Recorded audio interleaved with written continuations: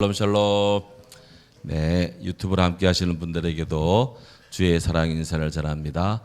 혹 옆에 누가 있으면 같이 인사하세요. 유튜브 없으면 뭐 그냥 영상으로 같이 인사합니다. 굿벅. 예.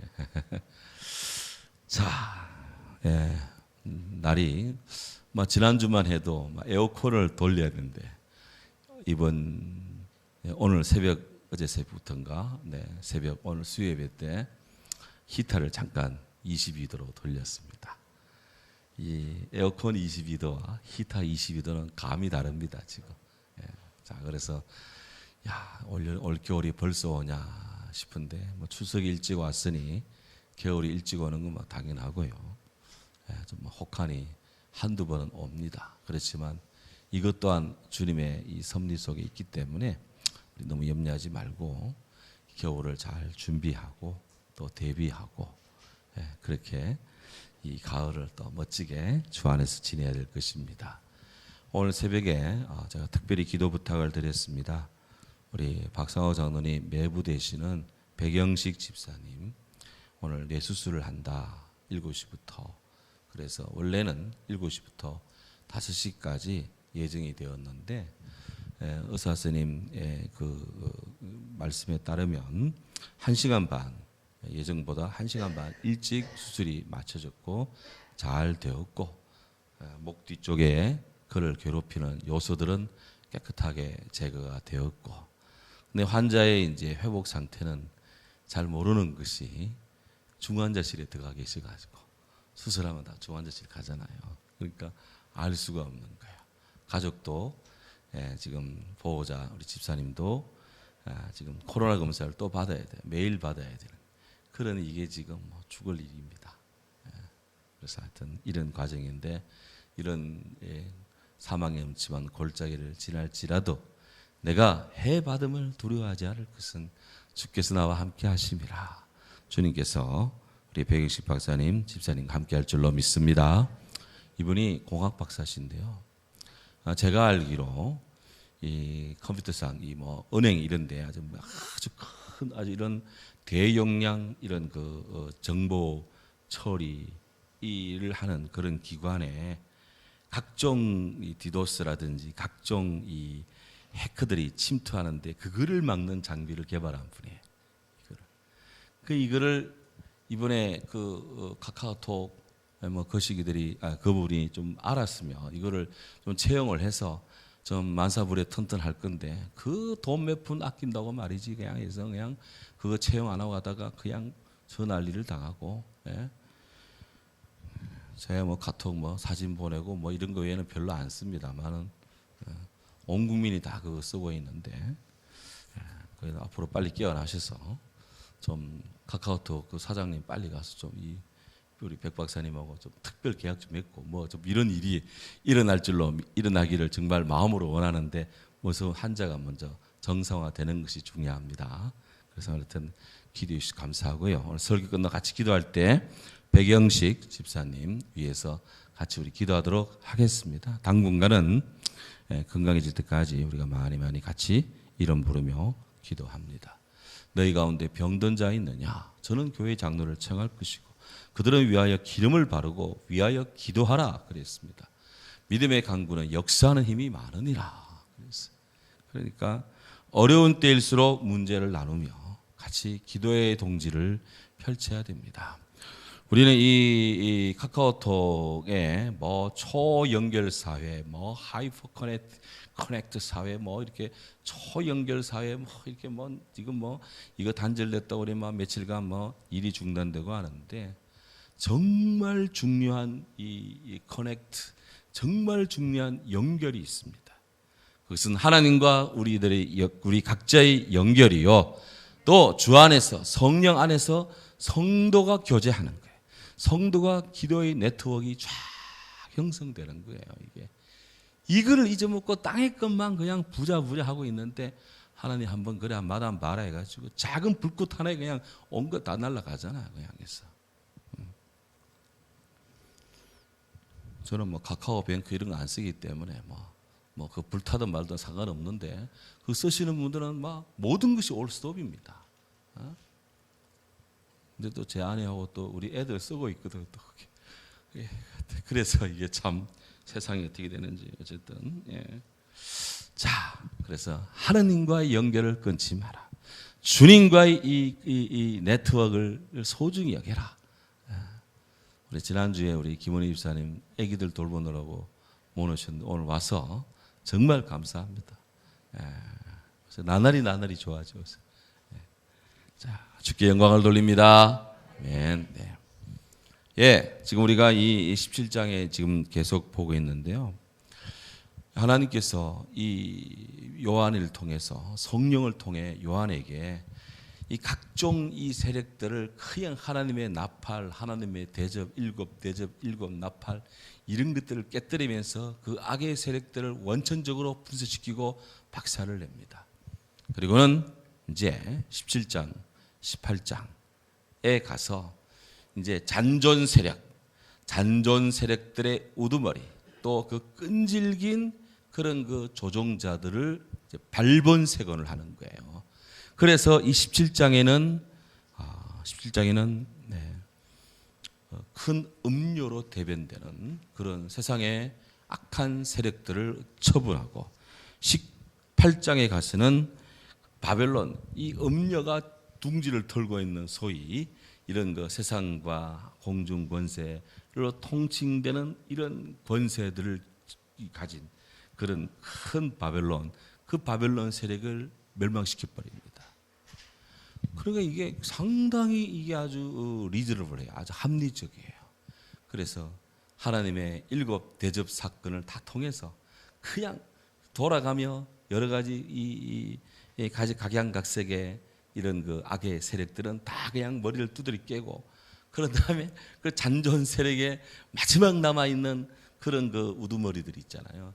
그걸 없애야 되거든. 마지막 뿌리를 캐내는데 그게 바로 17장, 18장이고 19장 가서는 어린 양의 혼인 잔치가 쫙 이제부터 파티가 시작이 되는 겁니다. 이제 파티 시작되는데. 자, 그래서 우리는 요한계시록에 상당히 지금 깊숙이 들어와 있고요. 하나님이 이 사도 요한을 통해서 성령을 통해 그 악한 세력의 실체를 드러내 보이고 그 실체를 보여주고 하나님께서 어떻게 처치하는지를 또 보게 하고 그거를 기록하게 함으로 인해서 세계 역사가 다변하게 변화됐지만 주님의 이 역사의 하나님, 섭리 하나님 또 주님의 이 권세가 영원 무궁하고 진정한 승리가 우리 주께 있다는 것을 오늘 성경을 통해 말씀하고 있습니다. 그런 면에서 우리가 마음을 낮추고 또 생각을 모두와 영혼의 갈망을 가지고 이 주님의 이 말씀을 우리가 뜨겁게 사모하고 사랑함이 가한 줄 아옵니다. 예. 자, 그래서 이제 그 음녀의 모습이 이제 17장에서는 핵심이 큰 음녀, the great prostitute라는 음녀의 문제인데요. 넘겨보세요. 지금 여기 보면 1절부터 6절까지 그 음녀의 실체가 지금 모양이 나오는데 1절에 보면 많은 물 위에 앉아 있어요. 물이 앉아 있는데 이 물이 뭐냐? 이 물이 뒤에 가면은 이 물에는 사람들 또 국가, 열방, 국가 막 이런 세력들이 다 포함된 그 와라스 많은 물들에 그들이 앉아 있다 하는 겁니다. 그러니까 이제 세상을 깔고 앉아 있는 거예요. 이 음녀라는 사람이. 두 번째, 붉은 빛 짐승을 타고 있다. 타고 있으니까 말과 사람이 승마를 할 때 타고 갈 때 말 따로 사람 따라하면 사람이 떨어집니다. 떨어뜨립니다. 그러니까 말을 타고 있다는 것은 하나가 되어 있다. 혼연일체가 되어 있다는 거예요. 그래서 이 말 몸통에는 하나님을 신성모독하는 이름들이 막 잔뜩 들어있는데 그 위에 또 올라타고 막 자기가 그 모든 것을 대변하는 것처럼 그렇게 설치고 있는 거예요. 그래서 적그리스도의 비호 속에 권세를 지금 행하고 있습니다. 그 다음에 3, 4절에 가면 몸을 화려하게 치장을 합니다. 아주 비싼 옷들을 입고 세속적 물질주의에 취해 있는 거예요. 그 다음에 그래서 뭐니 해도 머니가 최고다. 막 돈이 있으면 최고있냐 그렇게 해서 뭐 온갖 것 다 가지고 막 그냥 그렇게 해서 세상에 쥐락펴락하는 이런 세력들이죠. 그 다음에 4절에 보면 그러면서 아주 뭐 폼을 잽니다. 자기가 금잔을 들고 말이죠. 그거를 마시고 설치고 막 위하여 하고 막 난리를 지기는데 그 금잔에 뭐가 들어갔느냐? 금잔에 들어있는 것이 더러운 것, 가증한 것, 이런 것들이 그 금잔 속에 꽉 차 있다고 성경이 기록하는데요. 이 가증한 거다라는 것은 성경의 우상 숭배하는 것을 성경은 가증하다 그래요.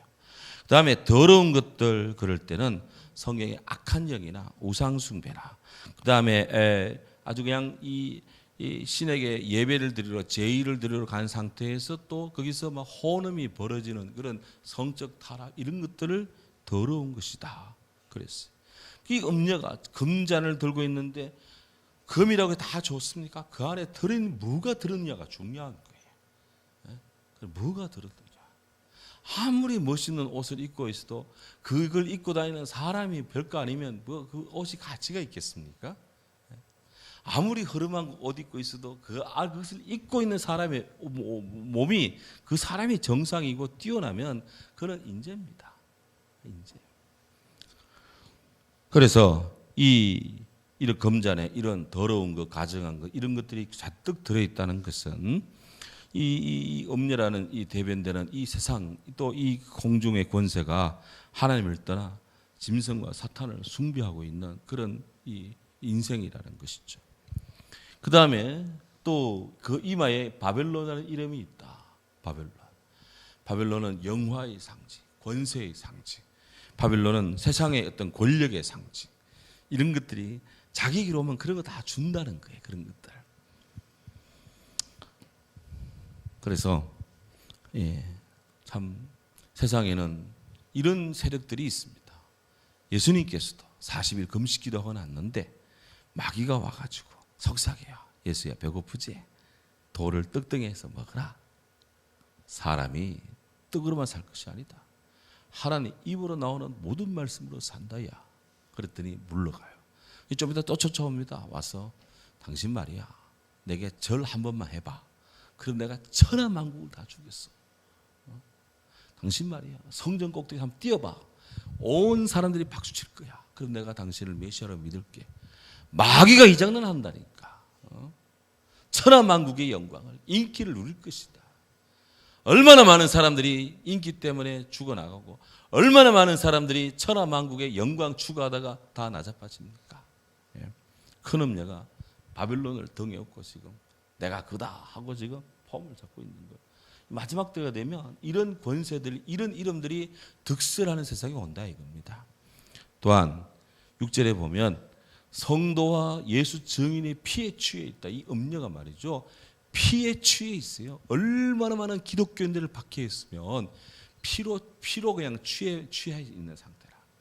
그러니 우리는 지금 이 요한계시록에 이 기록될 당시 교회가 지금 얼마나 고난의 상황 속에 있는지, 예수를 믿는 사람들의 피가 그냥 막 강처럼 호수처럼 온 땅의 바다처럼 흘러내리는 그런 고난 속에 있다.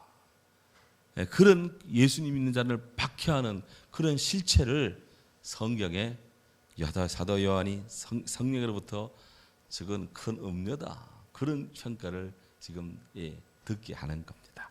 자, 이제 오늘은 이제 여기서 이제 지난주 여기까지 했는데요. 이제 7절을 봅니다. 7절 성경을 자 보셔야 돼요. 이게 이제 하도 내용이 많아가지고 제가 이 파워포인트 쓰기가 정말 힘이 들더라고. 그래가지고 제가 이 성경 가지고 말로 하겠습니다. 그러길 보니까 다 이런 음녀의 모습을 보니 6절 하반절에 보면 이 사도 요한이 말이죠. 놀라요. 마음이 막 놀라더라. 6절에 보니까 내가 크게 놀랍게 여겼다. 이게는 아주 greatly astonished. 깜짝 놀라면서 기겁할 정도로 음녀의 그런 실체와 그런 모습을 보니까 정말 막 살떨리듯이 그냥 마음이 그냥 아주 살벌해지는 겁니다. 깜짝 놀랐습니다. 그랬더니 7절에 천사가 말합니다. 왜 놀랍게 여기느냐? 내가 여자와 그 같은 일곱 머리와 10뿔 가진 짐승의 비밀을 내게 알리리라. 너 그 말 탄 그 여자 보고 음녀 보고 놀랐는데 그 같은 그 말 탄 그것의 이 실체가 7머리가 있고 10뿔이 있어. 내가 그 짐승의 비밀을 보여주니까 더 놀라지 말아야. 성령이 그렇게 지금 요한에게 말씀하고 있습니다. 7머리 이야기는 9절에서 11절에 나오고요. 10뿔 이야기는 12절부터 14절 속에 나옵니다. 자, 그런데 이 7마리든 뭐 10뿔이든 다 이게 말이고 뿔이잖아요. 이게 다 짐승입니다. 짐승. 다 동물과예요. 짐승인데 이 짐승이라는 존재가 어떤 존재냐? 8절을 보십시오. 내가 본 짐승은 전에 어떻다가 있었다가 지금은 없으나 그랬어요. 자, 이 짐승이라는 이 실체가 음녀라는 실체가 전에는 있었는데 지금은 없다 그랬어요. 전에는 없었는데 지금은 없는 자다. 이게 무슨 말이냐? 영어로 우리말로는 참 어려워요 이럴 때. 근데 영어는 참 제가 볼 때는 영어는 참 몇 뜻이 명확하더라고요. The beast which you saw one was 전에는 있었던 존재인데 now is not. 그는 지금은 아무것도 아니다. 그랬어요. 전에는 행행세했는데 지금은 완전히 그냥 오리알이 돼 있어. 완전히 아무것도 아니야. 낙동강 오리알 가면 우리 낙동강을 좀 이렇게 비하하는 것이 되기 때문에 그렇다가 제가 뭐 한강 오리알 하겠어, 뭐 영산강 오리알 하겠어. 그래서 그냥 안 하고 그냥 오리알 되고 말았어. 전에는 한끗발 했는데 지금은 아무것도 아닙니다. 악인은 그렇지 않음이야. 바람이 나는 겨와 같도다. 이게 존재입니까? 겨처럼 다 날아가요. 존재는 있어야 존재입니다. 다 날아가고 없는데 무슨 존재입니까? 아무것도 아니에요. 음녀의 실체라는 것이 아무것도 아닙니다. 그 왜 놀라냐? 아무것도 아닌데. 우리 주님 편에는 사람 입장에서는 놀라는데요. 하나님 앞에는 아무도 안 되는 겁니다. 이런 세력들이 지금 설치되는 겁니다. 전에는 있었다가 지금은 없는데 자, 이의 실체가 나옵니다. 무저갱으로부터 올라와 멸망으로 들어갈 자니. 무저갱에 갇혔는데 다시 뭐 1000년 동안 풀려났다가 그러면 이제 살아나왔으니까 감옥에서 나왔으니까 이제 살만한 것 같은데 그의 길이 파멸, 디스트럭션, 파멸의 길이라는 거예요. 파멸의 길. 야, 정말 성경은 정말 아주 치열합니다. 성경은 정말 진실하고요. 그 종말이 왜 파멸이냐 찾아봅니다. 요한계시록 20장 10절.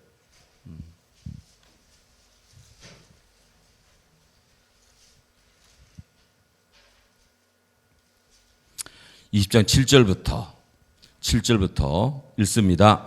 천년이 참에 다시 읽습니다. 천년이 참에 사탄이 그 옥에서 놓여 나와서 땅의 사방 백성 곧 곡과 마곡을 미혹하고 모아 싸움을 붙이리니 그 수가 바다의 모래가 되리라. 그들이 지면에 널리 퍼져 성도들의 진과 사랑하시는 성을 두루매 하늘에서 불이 내려와 그들을 태워버리고 또 그들을 미혹하는 마귀가 불과 유황못에 던져지니 거기는 그 짐승과 거짓 선지자도 있어 세세토록 밤낮 괴로움을 받으리라. 아멘. 아멘 힘차게 아멘. 천년이 참에 사탄이 그 옥에서 나와 그 옥 무저갱 the abyss 그 심년에서 나오니까 막 살아난 것 같은데 나와서 뭐 하나님 이 세상의 군대를 모아가지고 하나님과 대항하려고 하늘의 성을 두르고 막 이렇게 막 악한 영들 막 세상에 잡다한 사람들 다 끌고 모아가지고 신에게 하나님께 대항하는 대전쟁을 계획했는데 하나님께서 하늘로부터 불을 내렸어. 그들을 그냥 다 태워버렸어. 그리고 이 쫄개들 똘마이들 들고 이 대장을 가지고 그를 미혹하는 마귀는 전부 다 싹 잡아가지고는 그냥 어디 던지느냐 불타는 유황못에 집어 던진다 해서 그들이 그 짐승 그 거짓 선지자도 거기 있어. 그랬어요. 불타는 불못에 던져지는 거예요. 해가지고 세세토록 밤낮 괴로움 받을 것이다. 그러니까 오늘 요한계시록 17장 요 귀절 8절 보면 네가 본 다시 성경 돌아 17장 8절 성경 보세요. 이게 나중에 또 반복 안 합니다. 네가 본 짐승은 전에 있었다가 지금은 없으나 장차 무저갱으로부터 올라와 멸망으로 들어갈 자니. 그랬어요. 요 규절이 20장에 이렇게 부연 설명이 딱 되어 있습니다. 야, 저도 이거 준비하면서 다시 확인하고요. 깜짝 놀랐어요. 야, 하나님은 참 대단하시다. 성령은 대단하시다. 우리가 아사무사하고 혼돈하고 헷갈릴까 봐 성경에 명확하게 길을 내고 명확하게 지침을 주고 명확하게 하나님이 이 세상에 이 사탄과 그 쫄개들의 멸망의 길을 설정해 놓았구나. 그 존재는 전엔 있었는데 지금은 없어요. 그런데 우리 주님은 어떤 분입니까? 우리 주님은 전에도 계시고 이제도 계시고 장차 오실 분이십니다. 이게 차이나요. 이걸 찾아야 돼. 1장 4절 요한계시록 1장 4절 이미 성경에 하나님이 누구신가, 우리 주님이 누군가 어떤 분인가를 대번에 딱 설정을 하고 세상의 가변의 세계를 진단하고 척결합니다. 1장 4절 보십시오. 읽습니다. 요한은 아시아에 있는 7 교회에 편지하노니 이제도 계시고 전에도 계셨고 장차 오실 이 그와 그의 보좌 앞에 있는 7 영 들어 지금 계시고 전에 계셨고 장차 오실이다. 과거 현재 미래가 다 있는 거예요. 근데 이제도 계시고 현재부터 시작하는 거예요. 현재 이제도 계시고 지금 있단 말이에요. Now 지금 있다는 거예요. 전에 있었고 앞으로 오실 분이다. 우리가 표현하기 좋게 과거, 현재, 미래인데 요한의 이 시간대를 보면 현재, 과거, 미래, 지금 그의 신앙 상태, 전에는 앞으로 어떻게 할 것인가 이렇게 되는 거예요. 이렇게 성경이 착해 예리합니다.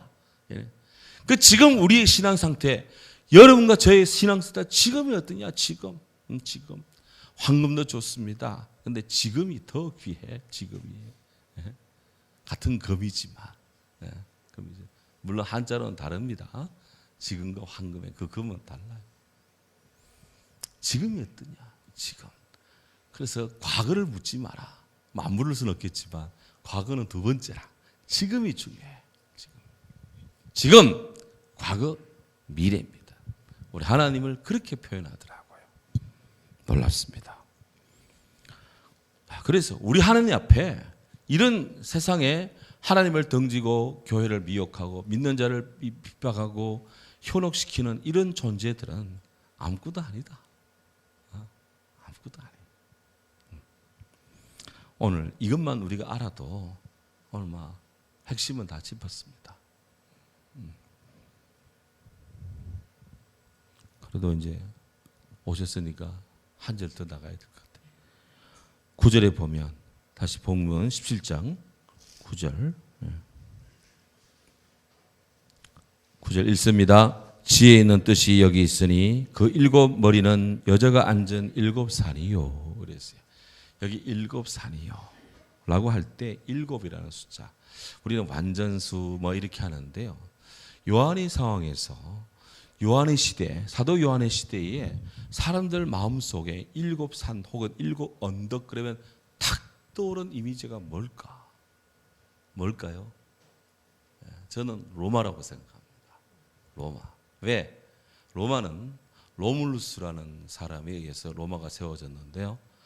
로마의 마지막 왕 476년 로마가 스고트족에 의해서 멸망할 때, 게르만족이 멸망할 때 로마의 본토 로마가 멸망할 때 마지막 황제가 로물루스였어요. 로물루스로 시작해서 로물루스로 끝난 나라가 로마입니다. 로물루스를 영어식으로 하면 롬이 되는, 우리말로 하면 로마가 돼요. 그런데 그 로물루스가 그 옛날 로마를 시작할 때 그 도시국가 로마를 만들 때 그 창시자 로물루스가 로마라는 그 도시에 7개 언덕을 통합해가지고 로마를 만들어 세웠어요. 로마라는 도시는 7개 언덕의 통합입니다. 그러니까 7 언덕 딱 그러면은 사람들이 마음속에 딱 이거는 로마가 딱 떠오르는 거예요. 오늘 우리들은 다양한 생각을 할 수가 있습니다만은 요한 시대에 로마의 7개 산 그러면 대부분의 일감으로 탁 떠오르는 게 로마인 거예요. 자, 이런 역사적 배경을 이제 마음에 두고 봐야 됩니다. 그런데 성경은 단순한 어떤 숫자적 문자적인 해석 하나만 가는 것이 아니라 그 어떤 고유명사 하나 가지고도 다양한 뜻을 이렇게 배태하고 있습니다. 몇 개의 의미가 중첩되어 있어요. 이거를 어떨 때는 이거를 문자적으로 봐야 될 때가 있고, 어떨 때는 상징적으로도 봐야 되고, 어떨 때는 영적으로, 어떨 때는 은유적으로도 봐야 되고, 비유적으로도 봐야 되고요, 구조에서도 봐야 되고. 성경은 몇 가지 이런 이 해석학적인 경향들을 다 가지고 종합적으로 봐야 돼요. 이게. 그래야 실수하지 않고, 그래야 자기 마음대로 시게 해석이 안 나가. 지혜의 뜻이 여기 있으니, 이건 뜻의 문제입니다. 지혜의 뜻, 종합적인 뜻의 문제지. 그러니까 이는 종합적인 지혜로운 자의 눈은 머릿속에 있다고 전도서에 이야기하고 있어요. 일반 사람들의 눈은 세상요 이걸로만 봅니다. 눈으로 봅니다. 그러니까 지혜자의 눈은 머릿속에 있어요. 이 지혜자가 뜻이 있다. 그러니까 이거는 상당한 종합적 고찰, 그리고 모든 맥락을 잘 알고 시대적 정황과 사실과 여러 가지 것들을 종합적으로 고려하는 그런 심원한 눈이 있어야 돼. 이 요한계시록을 볼 때는, 특별히 이런 부분 볼 때는 그런 눈이 필요합니다. 해서 여기 있으니 그 일곱 머리는 여자가 앉은 일곱 산이요. 또 일곱 왕이라 다섯은 망하였고 하나는 있고 다른 하나는 아직 이르지 아니했고 이르려면 잠시 동안이 있으리라. 여기서부터 해석이 정말 어렵습니다. 왜냐하면 기준점이 어디냐? 기준점. 물론 사도 요한 시대로부터의 기준점입니다. 기준점인데 이게 만약에 이 일곱 머리, 일곱 왕을 이야기한다면 로마의 왕정이 언제부터 시작됐느냐? 로마는 공화정이었습니다. 공화정이었는데 이게 왕, 소위 황제 이름, 왕이라는 칭호를 공식적으로 받은 것이 줄리어스 시저입니다. 시저부터 시작해서 율리어스 시저, 아우구스투스, 가이우스, 클라디우스, 네로, 그 다음에 갈바, 오토, 비텔리우스, 베스파시안, 티투스, 도미티안 뭐 등등인데, 사도 요한이 이 요한계시록을 언제 썼느냐? 대충 요한계시록의 이 기록 연대를 우리가 생각해 보면 대충 보면 95년에서 96년도 경에 이 요한계시록이 쓰여졌어요.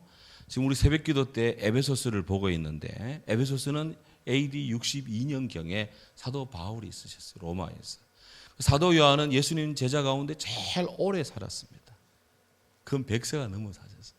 근데 그 인생의 말년에 95, 96년 이때에 쓰여졌는데, 이때는 어느 때냐?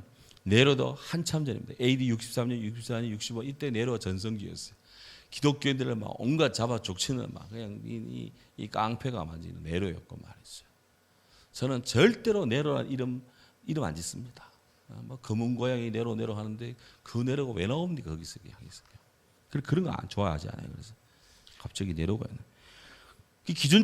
기준점을 어디로 잡느냐? 그게 사도 요한으로부터 일곱 왕이다. 이렇게 생각하면 앞으로부터 다시 카운트 다시 하면은 시저, 아우구스투스, 그 다음에 가이우스, 클라디우스, 네로, 그 다음에 이 갈바, 오토, 비텔리우스, 베스파시안, 티투스인데, 이 티투스가요 AD 64년에 AD 70년에 로마를 멸망시킨 그 최종 마사다 언덕을 무너뜨리면서 고지를 무너뜨리며 이스라엘 최종 파멸시킨 이 장군인데, 이 사람이 나중에 자기 아버지 베스파시안의 뒤를 이어서 로마의 황제가 됩니다. 해봐도 뭐 70년, 72년 막 거대해요.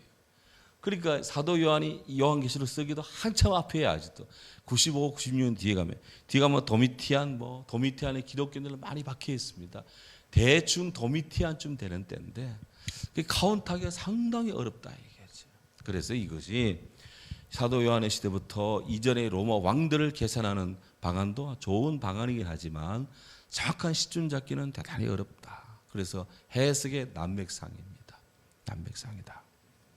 어떤 사람들은 성경에 나오는 제국들, 왕들의 역사를 카운트를 합니다. 말하자면 성경 시대의 7개의 제국이 주로 이렇게 거명이 되는데요. 이집트, 애굽, 니느웨, 아시리아, 바벨론, 그리스, 헬라, 로마, 그리고 7번째는 애굽, 니느웨, 바벨론, 페르시아, 그 다음에 그리스, 로마, 7번째는 그 로마가 멸망되고 난 뒤에 일어나는 우후죽순의 세계 열강 제국들, 뭐 이렇게도 볼 수가 있는데, 그렇게 본다면 사도 요한 시대부터 너무나 멀리 앞으로 가 있고 너무나 멀리 뒤로 가 있어요. 해석의 폭이 너무나 넓은 거예요. 그러니까 이것도 또 시점 잡기가 상당히 어려워요. 그래서 어떤 분들은 이 일곱 언덕에 왕 깔고 앉은 이 세대가 뭐냐라고 할 때, 세상은 바뀌어도 나라가 바뀌고 문명이 바뀌고 뭐 그냥 정권이 바뀌고 막 대통령 바뀌고 왕이 바뀌어도 변하지 않는 게 있어요. 악한 세력은 어디 가나 있습니다. 그런 이게 시대를 떠나서 그걸 다 깔고 앉았단 말이죠. 7개 언덕을 다 깔고 앉았으니까 이게 그냥 시대를 떠나 그냥 세상을 지배하는 그런 세력들, 하나님을 등지는 세력들은 어디나 어느 시대나 계속 있거든요. 계속. 그걸 말하는 것이 아니냐, 이렇게도 보는데 상당히 아주 일리가 있는 그런 해석입니다. 어쨌든 이런 세력들이 이제 본연의 모습이 드러나는 겁니다. 그 기반이 땅의 세력입니다. 땅을 기반으로 하는 어떤 악한 세력들이 일어날 것이다, 역사 속에서. 그런데 놀라지 말라. 왜 놀라느냐? 그들의 멸망을 쫙 보여주시는데, 그 멸망이 바로 이제 우리가 봅니다. 19장, 요한계시록 19장 17절에서 21절, 요거 찾고 마칩니다. 이런 땅의 음녀의 결론이 뭐냐? 이런 세력들의 결론, 그 종말을 우리가 분명히 알자 하는 거예요. 요한계시록 19장 17절부터 읽습니다. 또 내가 보니 한 천사가 태양 안에 서서 공중에 나는 모든 새를 향하여 큰 음성으로 외쳐 이르되, 와서 하나님의 큰 잔치에 모여 왕들의 살과 장군들의 살과 장사들의 살과 말들과 그것을 탄 자들의 살과 자유인들이나 종들이나 작은 자나 큰 자나 모든 자의 살을 먹으라 하더라. 또 내가 보매 그 짐승과 땅의 임금들과 그들의 군대들이 모여 그 말탄 자와 그의 군대와 더불어 전쟁을 일으키다가 짐승이 잡히고 그 앞에서 표적을 행하던 거짓 선자도 함께 잡혔으니, 이는 짐승의 표를 받고 그의 우상에 경배하던 자들을 표적으로 미혹하던 자라. 이 둘이 산채로 유황불 붙는 못에 던져지고, 21절, 그 나머지는 말탄 자의 입으로부터 나오는 검의 죽음에 모든 새가 그들의 살로 배불리더라. 아멘. 그러니까 이 음녀 바벨론 뭐 하면서 뭐 그냥 말탄자 뭐 온갖 세상에서 폼 다 주고 금잔을 들었는데 간에 가증한 거 더러운 거 다 들고 혼자 폼 다 잡았는데, 귀한 옷 입고 비싼 옷 입고 돈 많다고 온갖 품을 다 잡았는데, 이들의 멸망, 하나님을 모르고 사는 이들의 멸망이 바로 오늘 성경 여기 나와 있습니다. 그 군대들 전쟁 일으키려고 합심해서 그냥 하나님께 대항하려고 했는데, 하나님께서 그들을 파멸시킵니다. 짐승이 잡히고 그 앞에서 표적 행하던 거짓 선지자도 잡히고, 주의 종임네 하고 그냥 폼만 잡고 진리는 거슬리고 자기 배만 채우고 하던 자들은 다 사로잡힌다. 누구한테? 하나님 앞에. 우상에 경배하던 자, 표적으로 그 미혹하던 자 다 잡혀서 그들을 그냥 불붙는 유황불에 집어 던져버릴 것이다. 누가? 하나님이. 하늘의 새를 동원해서 그냥 다 집어 던져버릴 것이다. 그래서 그냥 하늘에 나는 새들만 배불린다, 까마귀만 배조하는 것이지, 이런 것이라는 거예요. 이게 음녀의 실체야. 그리고 우리가 누구를 믿어야 되겠습니까? 누구를 믿어야 되겠습니까? 성경에 하나님의 사람 엘리야를 괴롭히던 아합 왕의 왕비 이세벨이 있습니다. 얼마나 그가 이거 나쁜 놈, 나쁜 사람인지 그냥. 그래서 선지자가 예언합니다. 당신 말이야, 당신 제대로 묻히지도 못할 거다. 시체도 제대로 수습 못한다. 왜? 동네 개들이 당신 다 먹을 거다 그랬어요. 그 말씀 그대로 이세벨은 성벽에 떨어져 가지고 그냥 떨어져 죽는 순간에 그냥 굶주린 개들이 쫓아와가지고 그냥 이세벨을 다 그냥 아작아작 다 씹어 먹어버렸잖아요. 뼈밖에 안 남아 뼈도 그 뼈다가 다 씹어 먹어버려가지고 남은 게 없어 그냥 있습니다. 이게 이세벨 다 보여주는 거예요. 그래 우리가 아무리 그래도 복음을 등지면 안 되고요. 아무리 그래도요 주의 복음과 등지면 안 되고 아무리 그래도 복음의 사랑과 등지면 안 돼. 그게 인생의 행복함의 길이. 오늘 성경에 이걸 다 보여주고 있습니다. 그러니까 하나님의 사랑, 나라 사랑, 교회 사랑, 복음 사랑 다 사랑 속에 살면 이런 걱정 뚝 하나님의 행복 시작이 될 줄로 믿습니다. 오늘도 주의 이름 붙들고 기도하는데 말씀 붙들고 기도하면서 아까 말씀드린 백영식 집사님 잘 회복되고 빠르게 깨어나고 정상화되도록 함께 더불어 같이 기도합니다. 할렐루야. 사랑의 주님 은혜와 사랑에 감사합니다.